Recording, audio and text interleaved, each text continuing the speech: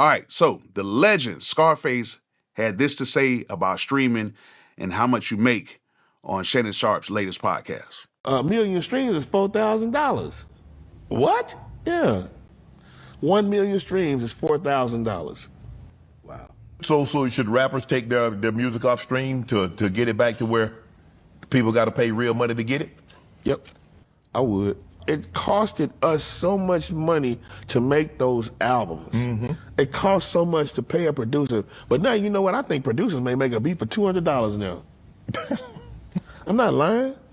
But I know back in the gap, you know, a Dr. Dre beat was $250,000.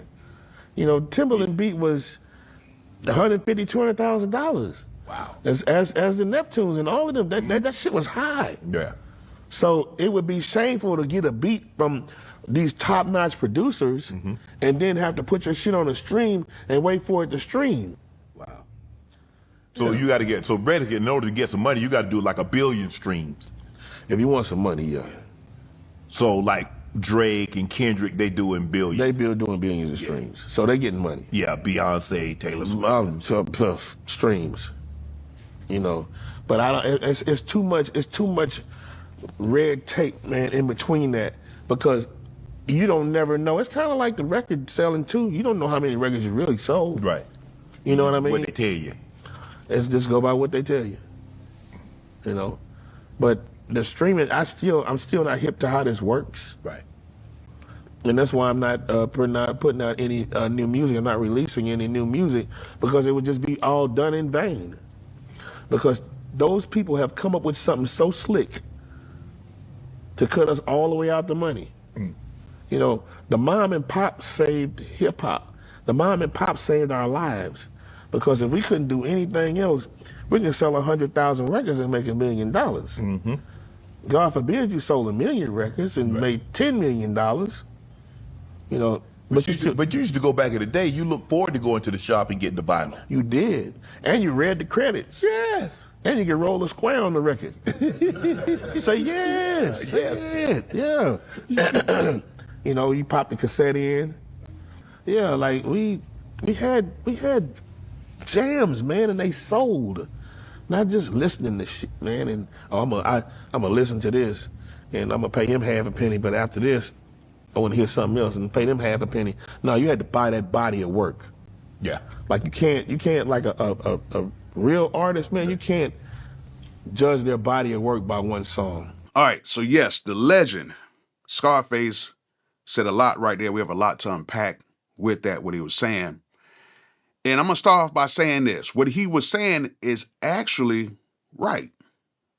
I actually agree with what he's saying, especially with the fact of, you know, the body of work, and especially the amount that production has went down so far as the cost and everything like that. I actually agree with that with him. And I really do feel that you need to listen to a body of work from an artist rather than just listening to one song, because right now we're in a very much of a microwave society, and people do not really want to like do research on these artists or anything anymore. They just listen to a song and it's just, oh, we pass it and we keep going. However, on the streaming side, I kind of have a different point of view a little bit with that, because I came in right when, you know, sales were going out and streaming was coming in. And for what I can tell you is that I pretty much made the same amount of money. The only thing is it takes longer to get your money. That's the one thing with streaming that I noticed with a lot of, I can call them my OGs, from producers to everybody else. We have long conversations about streaming. Shout out to my guy, DJ Toomp. You know, me and him would get on the phone for an hour and we'd just discuss things. And, you know, a lot of the guys who are older that was in that time when they made buku amounts of money, and I mean a crazy amount of money up front, a lot of them are not understanding the streaming as much, because, of course, a lot of us are not really informed on how we really get paid from a stream, what's all the variables and everything. Like, hell, I don't even know all of this stuff right now. You know what I'm saying? So even I can say that I'm kind of miseducated on it because I don't really know everything in all the variables, because with streaming, because it comes with so many different variables. But also back in the day when it came to, actually buying physical copies, it came with some variables as well, which I kind of discussed that real quick. The one thing that happened with the actual physical copies when you would go into the storage, of course you had your singles, then you had your singles with the remixes. I think they were called like maxi singles. I can't remember what they were called during that time. But you had so many different variables on that. You had, of course, the amount of writers, producers, and stuff like that. Then the other variable was you had to have people to actually pick up the actual physical copy. And once you picked up that physical copy, that was it. There was no more, nothing. So the biggest variable about having that physical copy was if you lost that physical copy, you had a choice. You either went out and bought another copy from the store, or you bought another copy from the bootlegger, which artists were not getting paid from the bootlegging, or you just didn't get it at all. And you just said, okay, well, my CD or my tape is lost. That's it. And it was over with. So you didn't have anything else.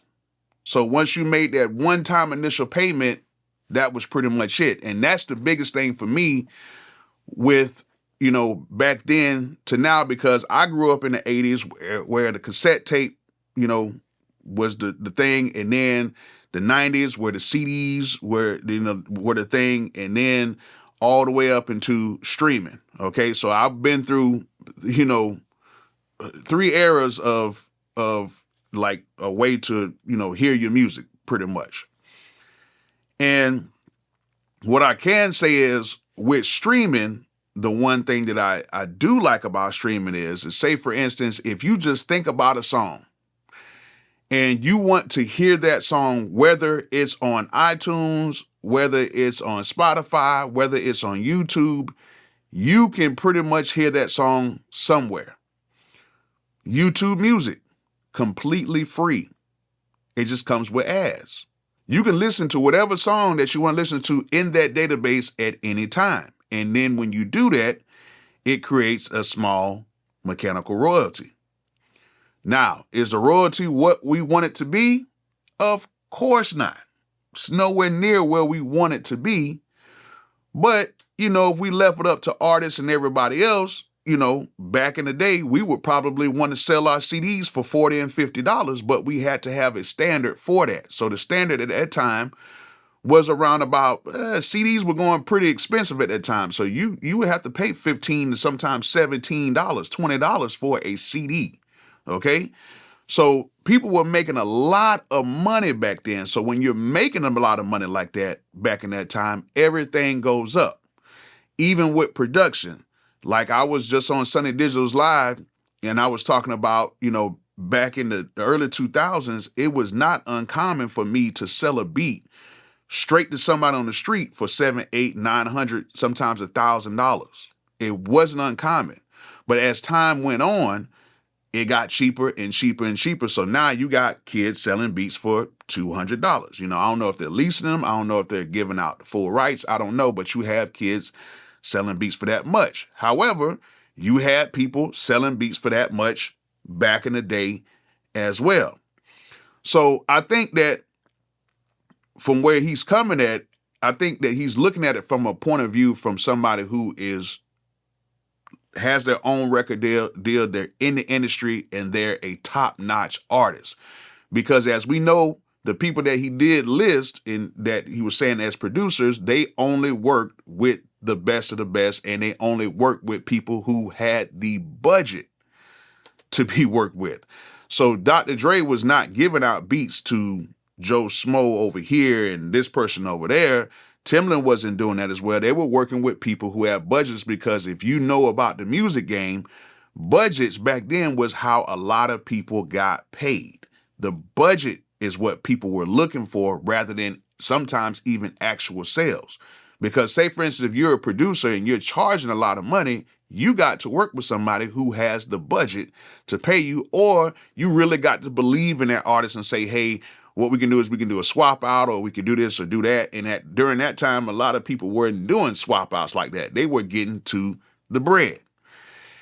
And so I get what he's saying, but from an independent point of view, a lot of people who were independent back in those days worked with people who did not get paid. The only person back then who sometimes got paid while you were independent back in the 80s and 90s and early 2000s was the engineers, because a lot of people did not have home studios. And even if you did, you had to have a qualified engineer who knew how to work the tape, who knew how to work certain things, or unless you bought something like maybe a 4-track tape recorder or something like that that you can record at your crib or whatever. But other than that, if you wanted a quality sound, you would have to go to a decent studio with decent engineers and get everything recorded. So during that time, and I've talked to a lot of people, they had people who were working with them, and then sometimes they didn't even get money as producers, because a lot of times is those tapes and those CDs were being sold pretty much on the street level. So even if an artist was working with somebody, they might shoot them a couple dollars. Hey man, how much you gonna charge for these beats? Oh man, give me $1,500 for 3. Okay, the producer gets his, $1,500 for those 3 beats. The artist goes out, makes songs to the beats. They may do a co-signment thing, because that was a big thing back in the day. You would go to certain stores, you would give them 100 CDs. The place would pay you sometimes $500. They'll pay you $5 for each, one of the CDs, and then they would turn around and then upsell the CDs for $10 or $3, and then they'll upsell it for $7 or $8. And then you would do it like that, and then that way you would make your money, and then you would go back and then you would collect your money from the CD sales, and you can actually count, I sold 50 CDs, I know how much money I need to make, or, they'll just pay you up front for the CDs that you gave them, because you might be an artist that they know that may sell. So, that was a thing back then. But the producer at the time wouldn't get nothing. Would be no royalties, wouldn't be anything, because it was a street level type of a thing. Nowadays, if you're a producer and you sell somebody a beat and they go ahead and upload it online, you can now get paid from that as a producer, because now you can claim that and say, hey, I'm the producer on here. We made an agreement. He's the writer, and I'm the composer. And basically I can get my money from these streams. And if it streams pretty good, you make pretty decent money, because it all depends on what it's streamed on and, where it's streamed at and a whole bunch of other stuff. Now, what I can say personally for me, of course, I would want the streaming rate to go up. I definitely do. However, when my biggest record came out in 2015, we were making a lot of sales, but then we were making a ton of money on streams. And this was like the wild, wild west. So it's probably a lot of money I left on the board that might be lingering around too. But once I seen the sales started fading and the stream started going up, I didn't really see a difference in the total amount of money that I made.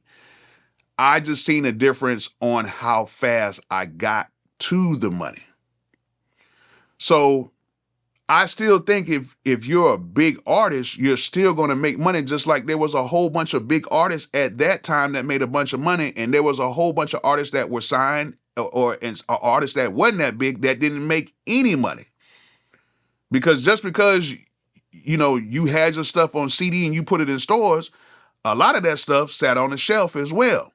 Just like a lot of people who upload their music that either they don't promote it the right way or the music's not that good, it would just sit on these sites and nobody will listen to them. So I still think it's the same thing. Right now, the average, what he did say is 1 million streams is about $4,000, which is about right, okay? Take a give 1,000 or 2. Sometimes it could be 6,000, close to 7. Sometimes it could be 3,000 or whatever, but the average is around 4,000 to 5,000 per million streams. Somebody like Scarface, he puts out some songs and stuff right now, I know for a fact that it would do millions of streams, because people are like, he has like a cult following of fans or whatever. So he would do pretty good streaming wise if he did it independently. I know this for a fact. Like Scarface would do millions, and then plus you got to think of everything else, shows, publishing, stuff like that. And then even at the age he's at right now, like people are like, okay, we're waiting for a Scarface album. And I know some of you guys who are younger, y'all don't really know, but Scarface was that dude. Like if you could watch the Kanye documentary, like he would walk in the studio, everybody's like, oh, that's Scarface. That's Scarface. But like right now, a lot of artists who are, coming out of, I guess, their prime, who was big in the 90s and early 2000s, they're actually starting to release projects, and people are making some pretty decent money. Like, you got to think the greats are going to make money, regardless of how old or how young or independent or not. The greats are going to make money. Like Nas is making a ton of money off of streaming. You know what I'm saying? Redman put out an album and did real good with streaming.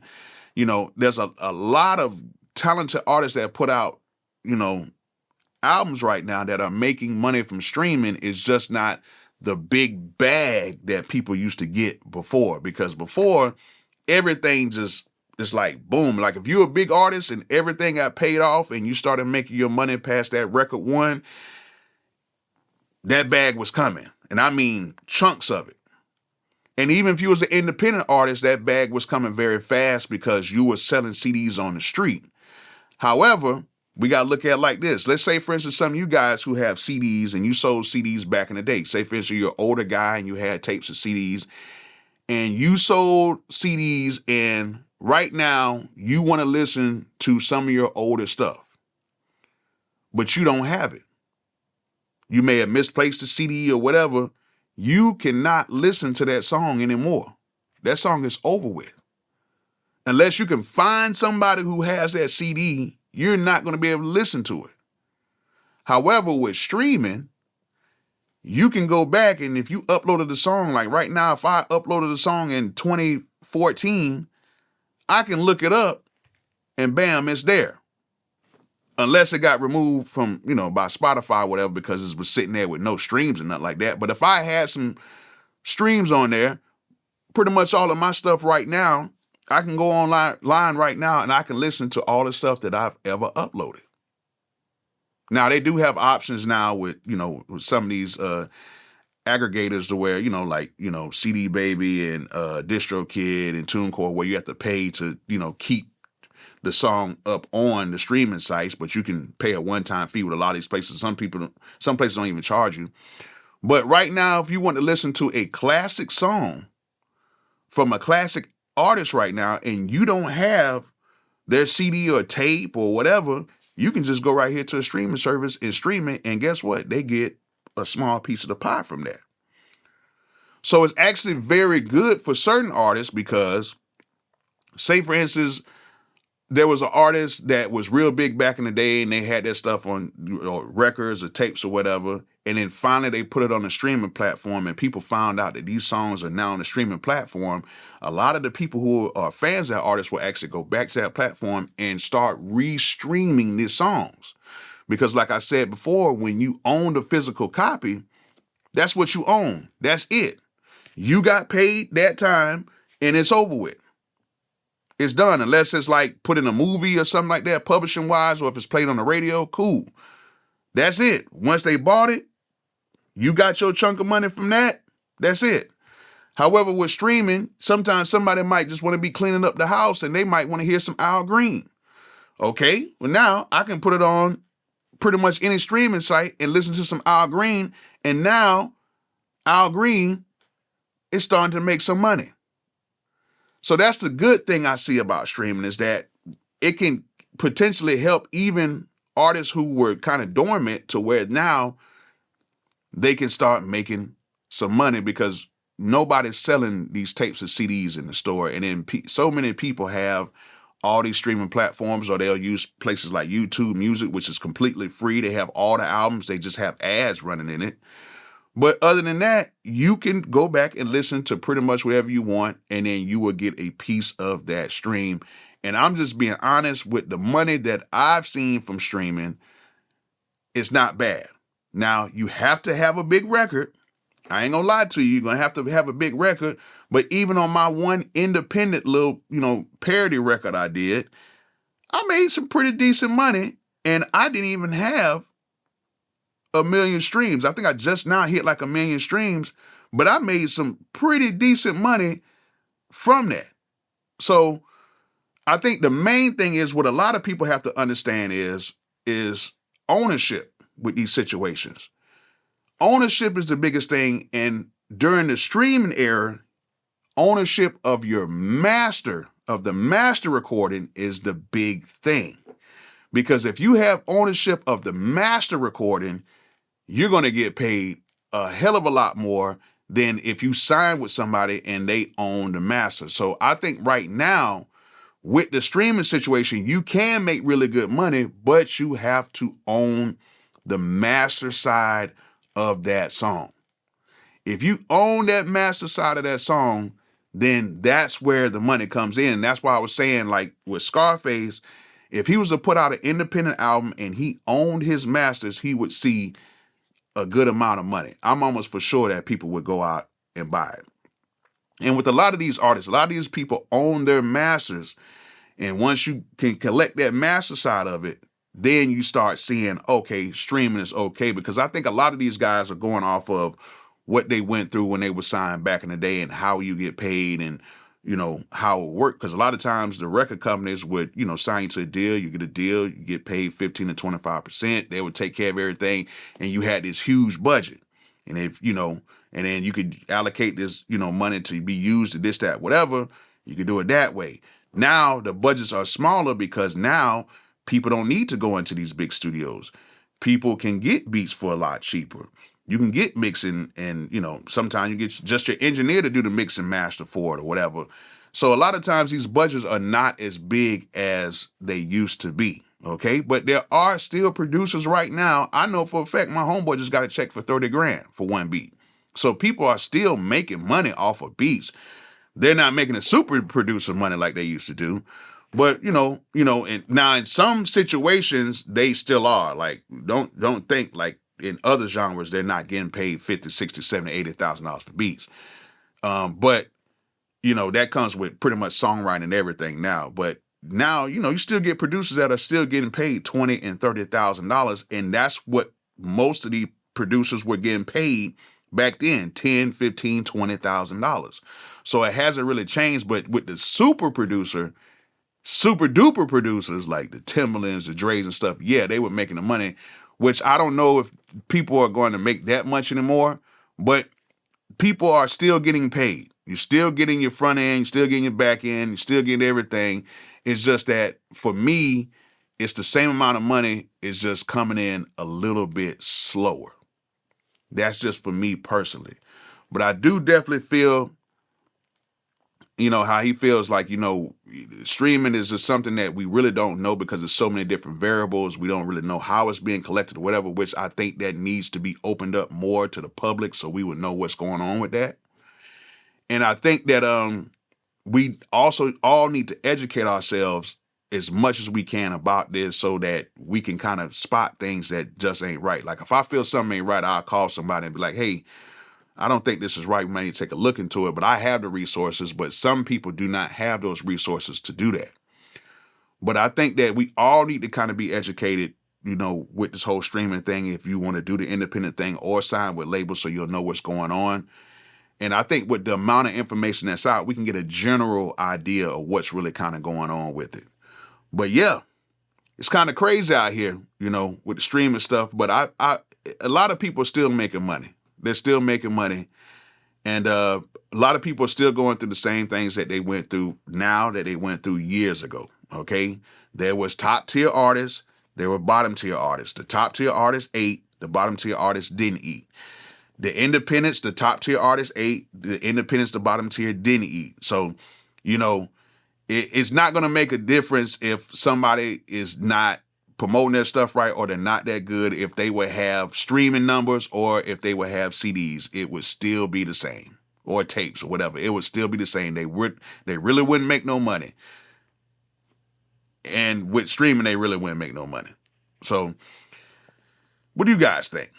Do you think that streaming is hurting artists, or do you feel that, that just some artists just make more than others? Y'all let me know. Let me know in the comments.